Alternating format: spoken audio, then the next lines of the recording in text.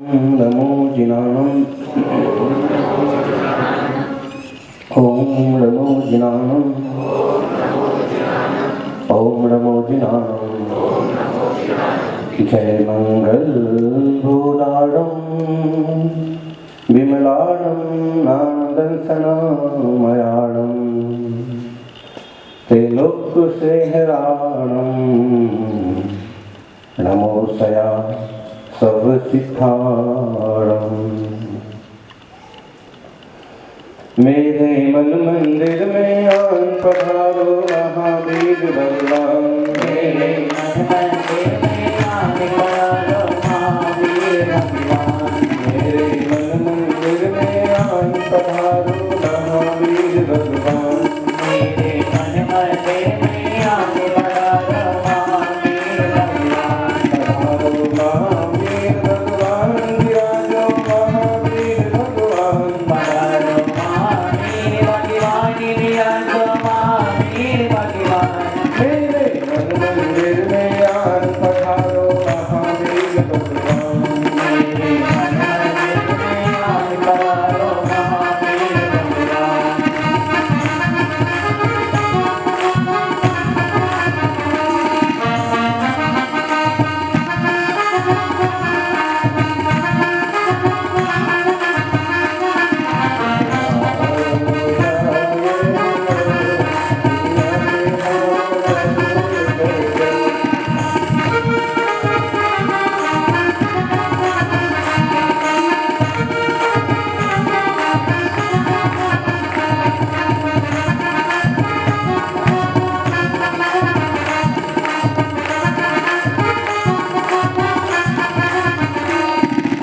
प्रभु जी तुम आनंद सरोवर तुम्हारा महामनोहर। प्रभु जी तुम आनंद सरोवर तुम्हारा महामनोहर। प्रभु जी तुम करुणा के सागर।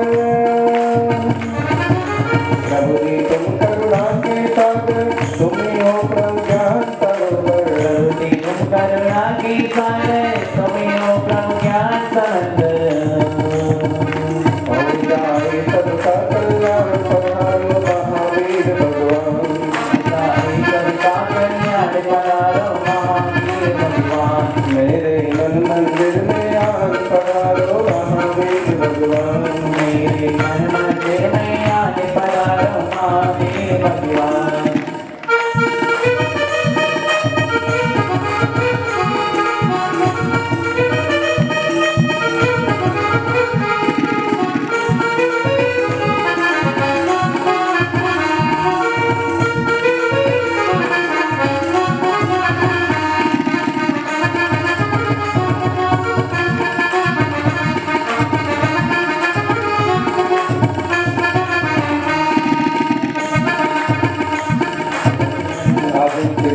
आदि विधाता देवाधिदेव महादेव आदिनाथ भगवान की।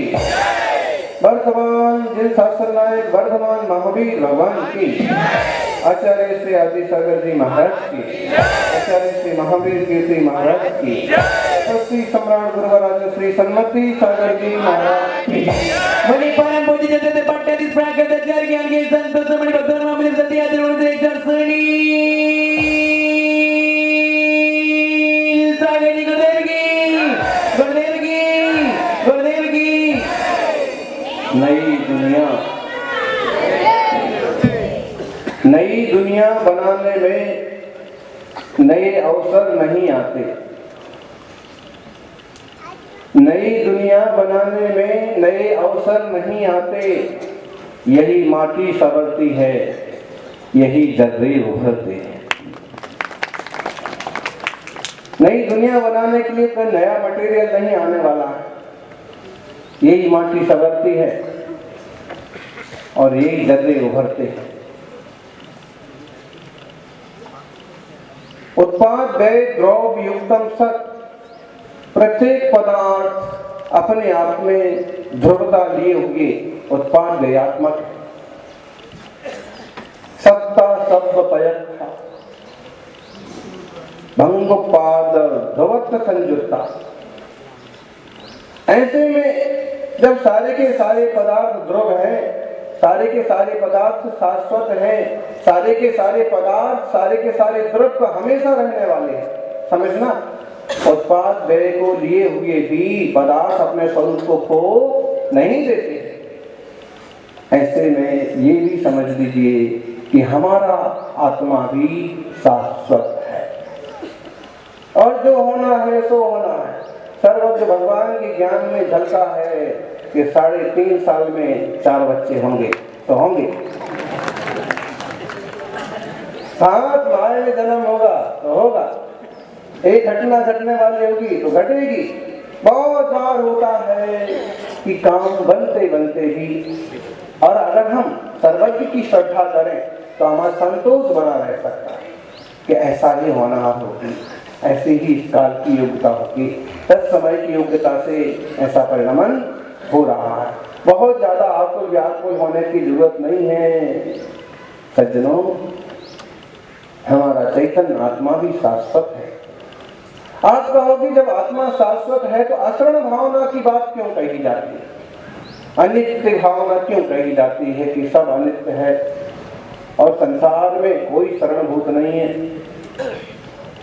वो इसलिए कही जाती है कि आप अपने स्वभाव को, अपने ध्रुव चैतन्य तत्व को पहचानो और विषय वासना की जो वृत्ति है, संसार की जो वृत्ति है, उस पर विराम लगाओ।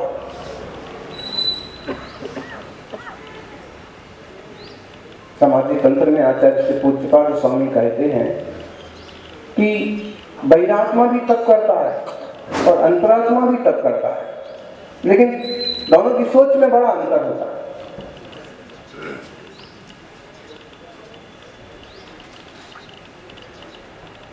बहिरात्मा तप करता है, मुझे बढ़िया शरीर मिलेगा, बढ़िया सुख मिलेगा, वैभव मिलेगा। आपने सुना होगा नई पीढ़ी को आतंकवाद की शिक्षा देते हैं और उनको यही समझाया सिखाया जाता है कि तुम देश के नाम पर, धर्म के नाम पर, मजहब के नाम पर कुर्बान हो जाओगी तो जन्नत में हूरें मिलेंगी। और अप्सराओं का, स्त्रियों का लोभ कौन संसारी को नहीं होता। को नत्थी इत्थी बसो, कार्तिक अनुप्रेक्षा में कौन अच्छी बसो, स्त्री के बस में कौन नहीं है। वो उस प्रलोभन में अपने जान देने को तैयार हो जाते।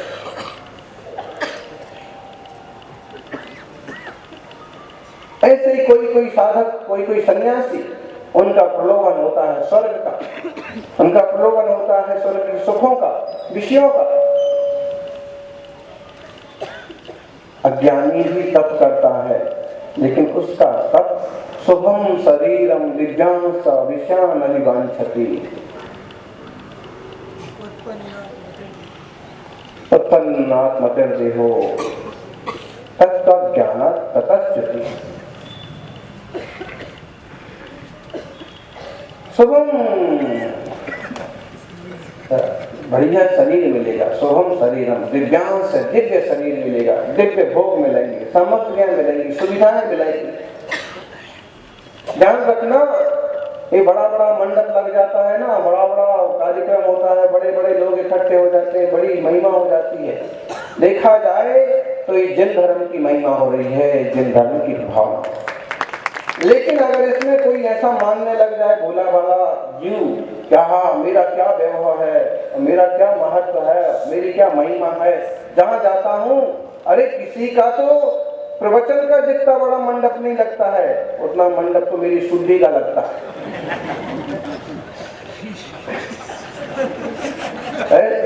जितने तो किसी की अगवानी में श्रावक नहीं आते, उतने तो केवल शुद्धि में मेरे साथ जाते हैं। और ऐसे उल्टी सुलटी कल्पना करने लग जाए तो उसका पुण्य का बैलेंस घट रहा है, समझना। उसने उसके प्रति उपभोग की दृष्टि बनाई। सब कुछ वो तीर्थंकर भगवान की जो पुण्य प्रकृतियां सत्ता में है, वे केवल ज्ञान होने के बाद भी पूर्ण योग्यता और पूर्ण तत्परता और तीव्रता से उदय में आती है। तो समोसम जैसी रचना होती है, फिर भी ना पहले उनकी भोग दृष्टि थी और अब तो है ही नहीं। तो संसारी जन, सामान्य जन या औसत बुद्धि के लोग इसी ढंग से सोचते हैं कि तप करेंगे, कुछ करेंगे तो कुछ मिलेगा, लोग पहचानेंगे, फोटो छपेगा, महाराज कह जाएंगे, लोग नमस्कार करेंगे। इसके लिए साधना है क्या? नहीं, हमें यह सब पाने के लिए इस तीर्थंकर का रूप नहीं लेना है, नहीं लिया है, अपितु जो चीज तीर्थंकरों ने पाई है वही शुद्ध दशा पाने के लिए मार्ग अपनाया है। थोड़े में संतुष्ट नहीं हो जाना, हम नहीं इस पांडाल में संतुष्ट हैं तो महाराज और बड़ा बनवा देते हैं, काम चल ही रहा है, 8 दिन की शांति रखो। चलो हम उसमें भी संतुष्ट नहीं है, और बड़ा बनवा देते हैं। अब हम उसमें भी संतुष्ट नहीं है, और ज्ञानी तो कहता है कि हम समो शरण में भी संतुष्ट नहीं है, उसके आगे की यात्रा है। देखना, एक तरह का असंतोष है जो उसके भाव बढ़ाता है, और एक तरह का असंतोष है जो उसके भाव मिटाता है। तो नई दुनिया बनाने में नए अवसर नहीं आते, यही माटी संवरती है, यही दर्जे उभरते हैं। नया स्वरूप पाना है, सिद्ध दशा पाना है तो अलग से कोई जीव नहीं लाना है, अलग से कोई आत्मा नहीं लाना है, यही आत्मा निखरता है, यही आत्मा संवरता है, इसी में से कर्म कर नाश होता है, निर्बंध निर्लेप शुद्ध चैतन्य स्वरूप प्रकट। आत्मा के सज्जनों, देह का तो क्या मोह करोगे, और देह की तो क्या सवार करोगे। संभालने से संभलने वाली चीज नहीं है, भले मोह बस राग बस इसको हम संभालते रहते हैं। किसी के मरने का जितना दुख नहीं होता उतने अपने बाल सफेद होने का दुख होता है। वो तुम्हारी खोपड़ी पर है, तुमको सफेद मत होने दो, बोलो नहीं होने देंगी सफेद, क्या इलाज है? वो तो पोत भी दिया तो तुमने उस पर कुछ नहीं किया है, समझना ये उदाहरण है। पोत भी दिया तो तुमने क्या किया है? पुद्गल पर पुद्गल लग गया, परिणाम तो जारी है।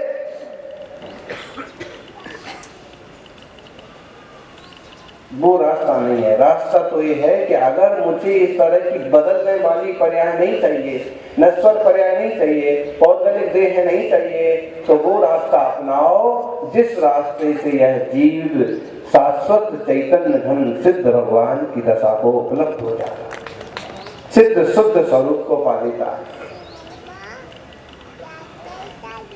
देह के संबंध में कहो या संसार की चीजों के संबंध में तो अशरणता है।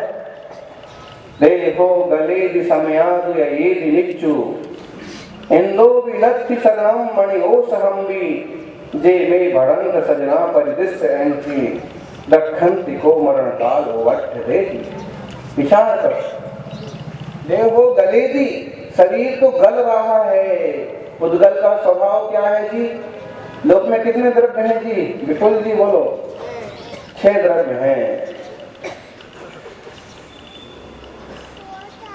कितने द्रव्य हैं? 6 द्रव्य हैं। कौन कौन से 6 द्रव्य हैं?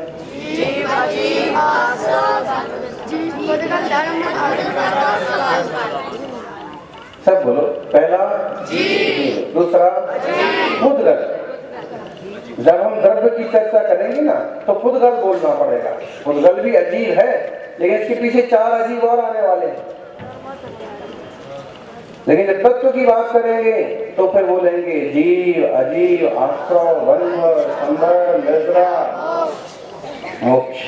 एकदम प्रयोजनभूत तत्व है, सीधा रास्ता है। जीव और पुद्गल का भेद जान लो, जीव और अजीव का भेद जान लो, आश्रव बंध को रोको, संबर निद्रा करो और मोक्ष चलो। गाड़ी खड़ी रे खड़ी तैयार, चलो रे भाई क्यों कोरे को। ऐसा मोक्ष मार्ग की गाड़ी तो तैयार खड़ी, तत्व ज्ञान का रास्ता मिल गया। अब टिकट कटा लो,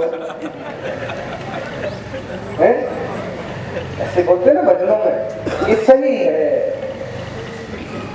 अब ये समझ में आ गया, ये मार्ग समझो और इसको पकड़ो, और फिर संयम बहुत उपयोगी होता है इस मामले में, बहुत ज्यादा।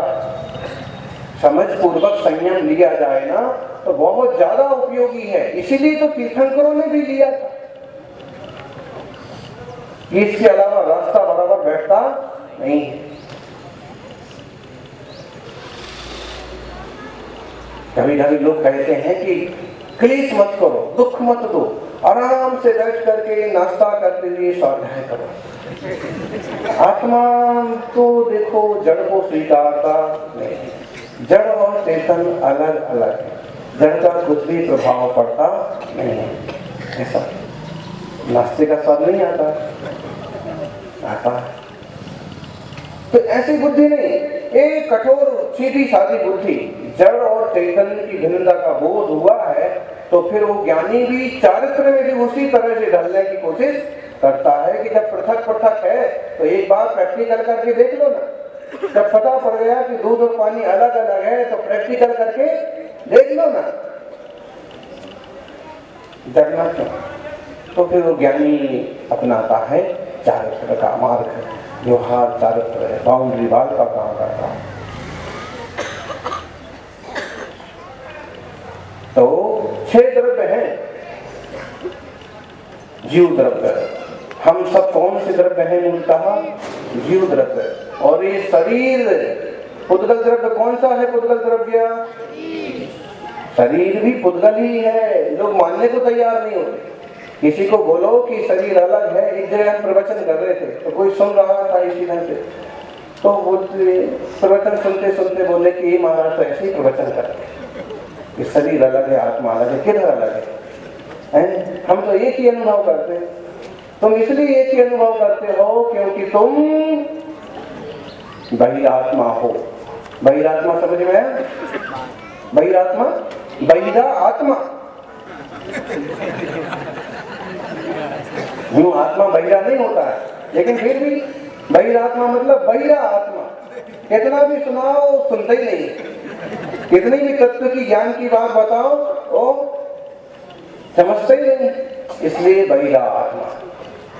क्योंकि शास्त्र के हिसाब से तो बहिरा आत्मा का मतलब जो अपने स्वभाव से बाहर में है, तत्व को नहीं समझता है, वो बहिरा आत्मा। लोक में बहिरा जो सुनता ही नहीं है, ऐसे ही बहिरा आत्मा है कि कितना भी प्रवचन हो, बोले रविवार को तो छुट्टी मिल गई तो आ गए, और महाराज को जो जो सुनाना है सुनाने रहने दो, कल से तो आना।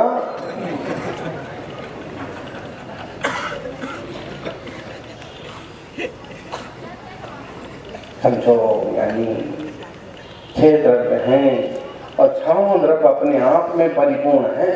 सच पूछे तो एक दूसरे की किसी को गरज और परवाह नहीं है, लेकिन हम जो चैतन्य गायक हैं, हम लोगों ने ही पर पदार्थों पर द्रव्य पर जैसे कब्जा कर रखा।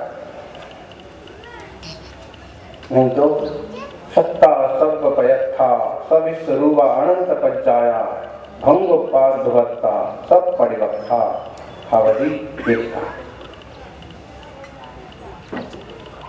उत्पाद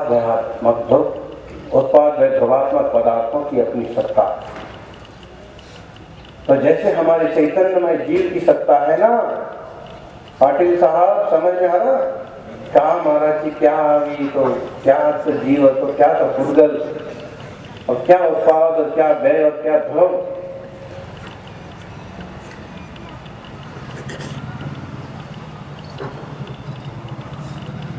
लेकिन समझना तो पड़ेगा। जिस दिन भी वेद विज्ञान करना है, वेद विज्ञान होगा, उस दिन ये सब बात व्यवस्था को समझना पड़ेगा। कॉन्ट्रैक्ट लेते हो ना इंजीनियर साहब, कॉन्ट्रैक्टर, इसको अपन देसी भाषा में ठेकेदार भी बोलते हैं। और कभी कभी ना तो कभी कभी वाली बात नहीं बोलते हैं।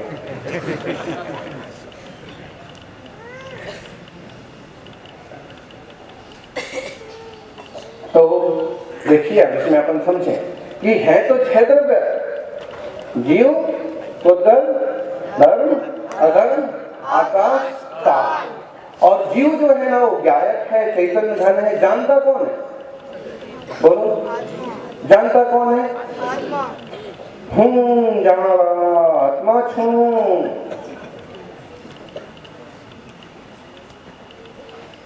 कौन छो? हाँ, તમે કોણ છો? તમે પણ આત્મા છો। મારું આત્મા પૃથક છે અને તારું આત્મા બરોબર છે ને? સમજાણું કાંઈ?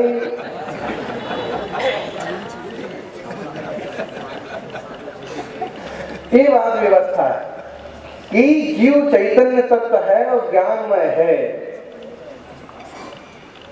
और उद्गल अपना वर्चस्व रखता है, लेकिन वह ज्ञानमय नहीं। धर्म द्रव्य वह अपना स्वतंत्र अस्तित्व रखता है, अधर्म द्रव्य स्वतंत्र अस्तित्व रखता है। आकाश और काल भी अपना अस्तित्व रखते हैं, लेकिन देखना हम इसको एक उदाहरण से समझते हैं। होता क्या है, जैसे कि आप समझ लो ठेकेदार है। ठेकेदार कौन कौन है? ऐसा नहीं समझ लेना कि आज महाराज जी मेरे को बोल रहे हैं, लेकिन आप ऐसे समझो कि आप ठेकेदार हैं, या समझ लो कि पार्टनरशिप करने जा रहे हैं, है ना। अब पार्टनरशिप करते हैं तो उसमें समझ लो कि 6 लोगों की पार्टी बनाई, या आपने बिजनेस में 6 लोगों को सम्मिलित किया, ठीक। उस हिसाब से समझो 6 को सम्मिलित करने के बाद बॉस कौन रहता है? जो ज्यादा पावरफुल होता है, ये जिसने सबों को एकजुट किया है, समझ लो वो बॉस बन जाता है। कि नाम किसका चलता है? Suresh and company. नहीं बताइए, इतना बड़ा माई का पुल जो है ये आदमी ने बना दिया क्या? तो नाम किसका चलता है? अब इसे ही समझो कि जो सक्षम है, मजबूत है, प्रमुख है, नाम उसका चल जाता है। अभी संघ आया, किसका संघ आया? बोले हैं पूरे शहर में, पूरे बागड़ में, धूम में संघ आया है। किसका संघ आया? बोलते हैं राया कुनिगड होती, राजा निकला। ऐसो बल समदस्य आदेशो, सेना के साथ निकला राजा, तो बोलते हैं कि राजा निकला। मंत्री जी आए और उसके पीछे जो 50, 25, 100, 200 आदमी हैं, उनकी गिनती भी उसी में शामिल है।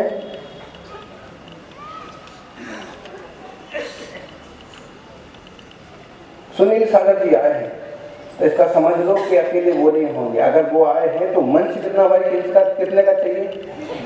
अब 100 बाई 100 का मंच बनाया। अब फिर कोई आदमी, अनजान आदमी पूछे कि क्या इतने मोटे महाराज हैं, इतना बड़ा मंच लगेगा, इतने बड़े महाराज हैं? तो फिर उसको बताया जाएगा कि नाम भले एक आ रहा है, उनका आ रहा है, लेकिन ये सुख सागर कहाँ चलती है?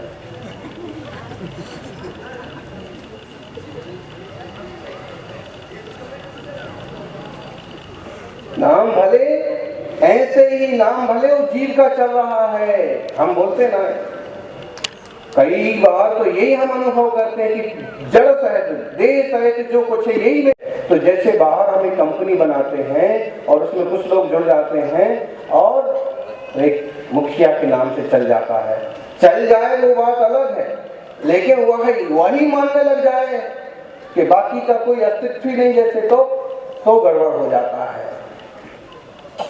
इसको ऐसे समझो कि हम जीव हैं और जीव ने एक कंपनी बनाई, मेटल मिला, उद्गल, दूसरा 2 पदार्थ हो गए। अभी मेटल, पहले सबसे पहले स्पेस चाहिए, आकाश, जहां ये सब कंपनी लगना है, जमीन चाहिए ना, आकाश द्रव्य मिला, फिर मेटल, उद्गल, फिर धर्म द्रव्य कहता है, आकाश द्रव्य कहता है स्पेस हम दे देंगे। चलो एक व्यवस्था हो गई, जमीन हमारी, स्पेस हम दे देंगे। पुद्गल मेटल द्रव्य कहता है सामान हम दे देंगे, बॉडी पार्ट्स जो जो कुछ चाहिए। धर्म द्रव्य कहता है कि मैं ये सब ढोने का काम कर लूंगा, जिसको जहां तक पहुंचाना है वहां तक पार्टनरशिप। अधर्म द्रव्य कहता है कि जहां जो चीज रखना है, जो थामना है, वो मैं थाम दूंगा, मेरे निमित्त से मेरे द्वारा हो जाएगा। काल द्रव्य कहता है कि आप सबका काम हो गया, तो जो प्रोग्रेसिंग है, जो चेंजिंग है, जो परिवर्तन है, जो विकास है, वो मैं कर दूंगा। 6 लोगों का काम होगा, पूरी कंपनी बन गई। और जैसे ही कंपनी बनी तो जीव ये मालिक बन के बैठ गया।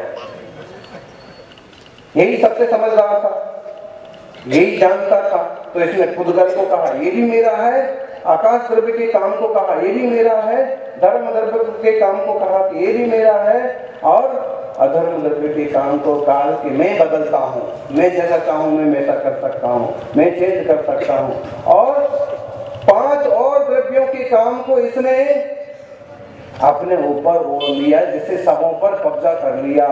और इसकी इसी भूल ने इसको अनंत संसारी बना दिया। जब इसने उनको अपना अपना माना, जब उन पर कंट्रोल किया, उन पर कब्जा किया, तो उनने भी केस कर दिया। होता है ना, उस माल को जब उस पर हथियाना चाहा तो उनने भी केस कर दिया, और जीव को अनंत काल की संसार की जेल हो गई। अब रहो यहीं। और अगर इन्हीं 6 द्रव्यों को विधिवत समझ करके, पृथक पृथक स्वरूप जैसा है वैसा समझ करके अपने चैतन्य ज्ञान घन को ही समझे, और भाई तुम पुद्गल हो, मैटर हो, तुम्हारा सहयोग हमारे लिए मिल रहा है, ये बात सही है, लेकिन स्वरूप भिन्न भिन्न है। धर्म द्रव्य का सहयोग मिल रहा, वो धर्म द्रव्य का सहयोग। चलने में हम चलाने वाले कौन होते हैं? बोले शंख चला करके ले आए, बहुत अच्छा किया, बहुत जल्दी आ गए। ज्ञानी बोले बहुत जल्दी शंख चला करके ले आए, सामने व्यवहार में तो सही है, बहुत जल्दी शंख ले आए आप, बहुत बढ़िया। वास्तव में शंख को कि खुद को कि गाड़ी को चला करके आप लाए?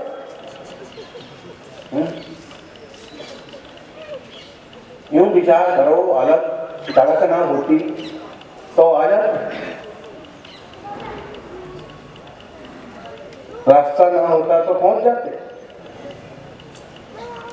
उसके अलावा और आगे देखो तो स्पेस ना होता तो पहुंच जाते क्या? बीच में दीवारें होते हैं।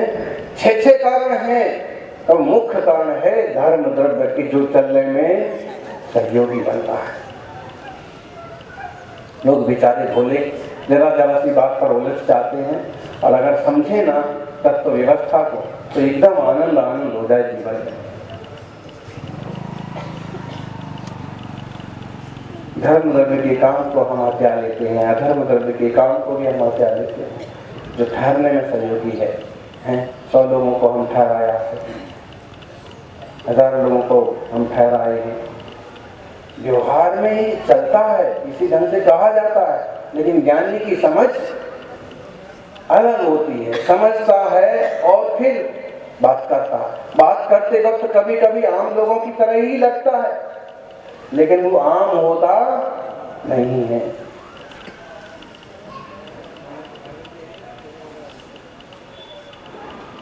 आम होता है, खास होता है। जो खांसता रहता है वो खास होता है,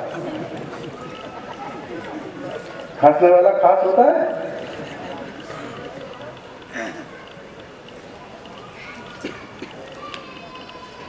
तो समझो, ऐसे अपने ध्रुव चैतन्य स्वभाव को समझो, वस्तु व्यवस्था को समझो। मैटर में रह जाएगा और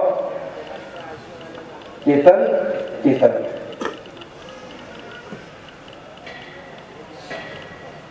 इसलिए फिर हम व्यवहार धर्म को तवज्जो देते हैं कि आपने जो कुछ अच्छा कर लिया, जो कुछ दुनिया के लिए कर लिया, दूसरों के उपकार के लिए कर लिया, वो आपकी भल मनसा है, आपका विवेक का प्रतीक है।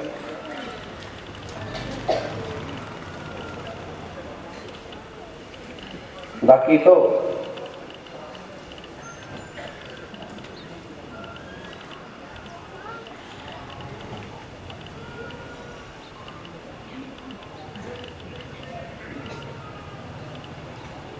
ऐसा है कि कितने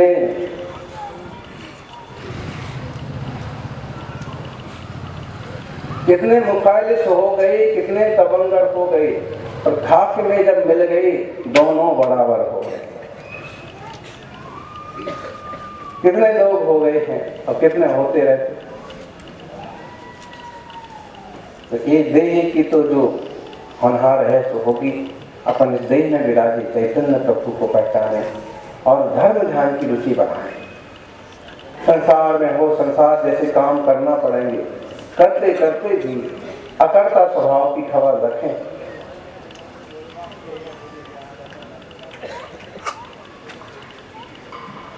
तो आनंद होगा। देह गलता है, उस पर भी हमारा बस नहीं चलता। एक एक समय निकल जाता है, मृत्यु पास में आती है, उस पर भी बस नहीं चलता।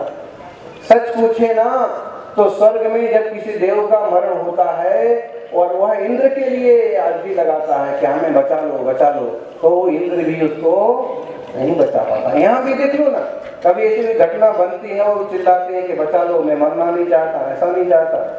किसी की सोचने से होता है, आयु पूरी हो रही है। तो असत्ता कहिए, असमता बहुत गहरी है। ऐसे में अपने शाश्वत स्वभाव की दृष्टि और ध्यान देंगे तो बहुत अच्छा होगा। पर लेकिन समाधि से हमें मालूम पड़ता है कैसे देह को और आत्मा को पृथक किया जाता है। प्रैक्टिकल है, मुनियों की साधना से है। देखो, जो लोग नहीं समझते हैं वो तो यहाँ तक कह देते हैं कि क्या हो गया, अगर नंगे होने से मोक्ष होता है तो सारे पशुओं को क्यों नहीं हो जाएगा। कभी कभी दिगंबर मुनियों पर ना समझने वाले लोग ऐसी टिप्पणी कर डालते,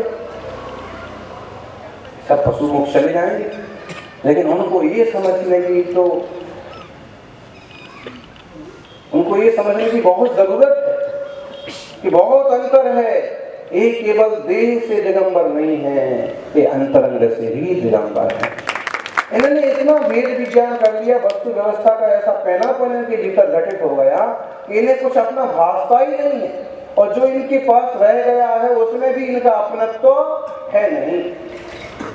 इसलिए दिगंबरत्व की महिमा, कीमत ये कोई रूप थोड़ी है, ये तो नेचर है।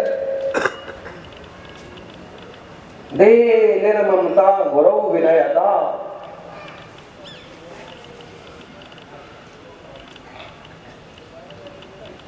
देह में निर्ममता की भावना, साहस है, होना चाहिए। तो जो लोग पर पदार्थों को मेरे मेरे कहते हैं, अपने अपने कहते हैं, वास्तव में एक भी वस्तु, एक भी पदार्थ काम नहीं आता।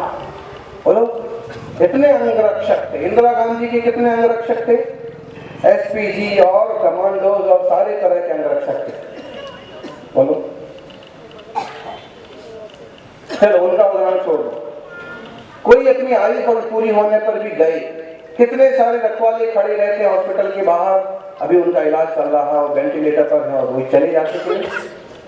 फिर कोई समझदार ज्ञानी है कि पहले से इन सब बातों को समझते हैं और शाश्वत स्वरूप की दृष्टि करके आनंदमय जीवन, धर्ममय जीवन, सहयोगमय जीवन जीते।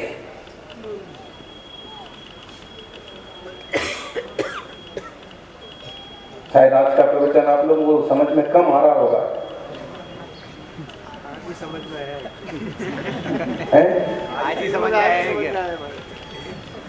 समझ में आज ही आया है सबको। हाँ, तो समझने जैसी बातें हैं ये। अपने मतलब मूल तो बेस तो यही, अपनी चर्या, अपनी साधना, अपना धर्म ध्यान, अपनी पूजा प्रतिष्ठाओं का, सबों का बेस तो यही। तो अपन इस पर ध्यान दें और अपने आप को निखारने का प्रयास करें, ऐसी मंगल भावना। जय बोले 24 तीर्थंकर भगवान।